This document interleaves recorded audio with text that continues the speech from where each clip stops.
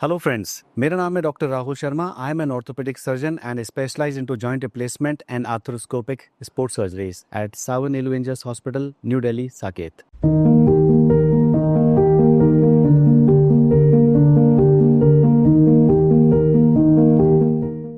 आज के वीडियो में हम बात करेंगे एक ऐसी प्रॉब्लम, ऐसी समस्या के बारे में जो हर दूसरे तीसरे इंडिविजुअल से आपको सुनने को मिलेगी, और वो है हील पेन, यानी कि एड़ी में दर्द। मेडिकल लैंग्वेज में इसको हम बोलते हैं प्लांटर फेशियाइटिस। नाम थोड़ा फिल्मी लगता है सुनने में, लेकिन दर्द कोई कॉमेडी नहीं है, एक बहुत बड़ी ट्रेजेडी है। इससे पहले कि हम प्लांटर फेशियाइटिस के बारे में डिस्कस करें, आइए समझते हैं कि प्लांटर फेशिया आखिर होता क्या है। प्लांटर फेशिया एक ऐसा स्ट्रक्चर होता है आपके तलवे में या आपके सोल में, जो कनेक्ट करता है पांचों उंगलियों से निकल के ये कॉर्ड में कन्वर्ट होता है, और ये कॉर्ड जैसा स्ट्रक्चर आपकी हील की हड्डी, एड़ी की हड्डी पे जाके कनेक्ट होता है।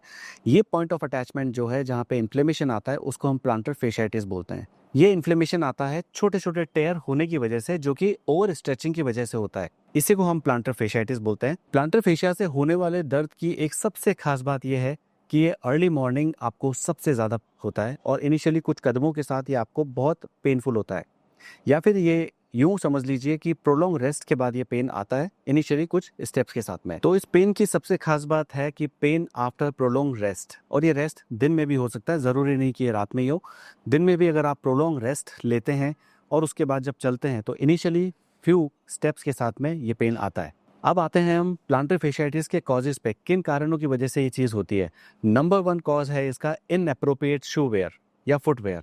मतलब कि आप जो चप्पल जूते आप पहनते हैं वो इतने अच्छे नहीं है, या उनमें हील सपोर्ट इतना अच्छा नहीं है, वो हार्ड है, और आपकी हील की जो लेयर है उसके ऊपर स्वेलिंग आती है। जिन लोगों का प्रोफेशन ऐसा है कि उनको बहुत देर के लिए खड़े होना पड़ता है, तो उन लोगों में भी प्लांटर फेशियाइटिस बहुत कॉमन है। जो athletes high jump, long jump लेते हैं, या फिर जो एथलीट्स ऐसी एक्सरसाइजेस करते हैं जहाँ पे वो हार्ड सरफेस पे कूदते हैं, जंप लेते हैं, तो ये भी एक वजह है प्लांटर फेशियाइटिस की। काफी लोगों में हम फ्लैट फुट या हाई आर्च फुट जैसी चीजें देखते हैं, तो इन लोगों के फुट में भी हील पेन होने के चांसेस बहुत हाई रहते हैं। इसके अलावा कुछ ऐसी डिजीजेज हैं जैसे कि रूमेटॉइड आर्थराइटिस, डायबिटीज मेलाइटस, जहां पर प्लांटर फेशियाइटिस होने के चांसेस बहुत हाई होते हैं। जिन लोगों का वजन ज्यादा होता है या जो ओबीज लोग होते हैं, उन लोगों में भी प्लांटर फेशियाइटिस होने के चांसेस बहुत हाई होते हैं। अगर किसी की एड़ी की हड्डी में ओवर ग्रोथ हो जाती है, जिसको हम बोन स्पर बोलते हैं, तो ये भी एक रीजन है प्लांटर फेशियाइटिस होने का। कैसे पहचानेंगे कि एड़ी में होने वाला दर्द प्लांटर फेशियाइटिस ही है? तो फ्रेंड्स, जैसा कि मैंने आपको पहले भी बताया कि सुबह उठने के साथ ही कुछ कदमों के साथ ये पेन बहुत ज़्यादा होता है, और कुछ समय के बाद ये थोड़ा कम हो जाता है। लेकिन अगर आप लंबी वॉक कर लेंगे तो ये पेन फिर से वापस आ जाता है, और आपके एड़ी के अंदरूनी साइड में, इनर साइड पे पेन होता है, तो ये प्लांटर फेशियाइटिस ही है। प्लांटर फेशियाइटिस अगर आपको है तो इसमें आपको चिंता करने की जरूरत नहीं है, क्योंकि इसका ट्रीटमेंट बहुत सिंपल है। Number 1 is stretching. आपको पाँव के सारी उंगलियों को पकड़ के अपनी तरफ खींचना है, उसको होल्ड करके रखना है, एंड देन उसको रिलीज करना है। इस तरीके से आप स्ट्रेचिंग कर सकते हैं। दूसरा ट्रीटमेंट इसका आइस एप्लीकेशन है। पानी की बॉटल को अगर आप फ्रीजर में रखते हैं और सुबह तक वो आइस बन जाती है, तो उसको आप जमीन पर रखकर अपने तलवे को रोल कर सकते हैं। Third is massaging.